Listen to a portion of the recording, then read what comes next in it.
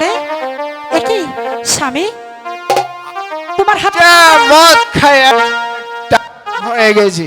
স্বামী, তোমার হাতে মদের বোতল কেন? আমি তার কাছে কালকা 3 লক্ষ টাকা রেখেছি। হ্যাঁ স্বামী, সে তো আমার মনে আছে। আমি কি হয়েছে? আমি ব্যবসার জন্য এই জাউগড়া এসেছি। স্বামী, জাউগেরা এসেছো, তাতে 3 লাখ টাকা দিয়ে কি করবে? আমি 3 লাখ টাকা দিয়ে এখন বাড়ি গাড়ি করব। সে তো ভালো কথা, কিন্তু তুমি মদ খেয়েছো কেন?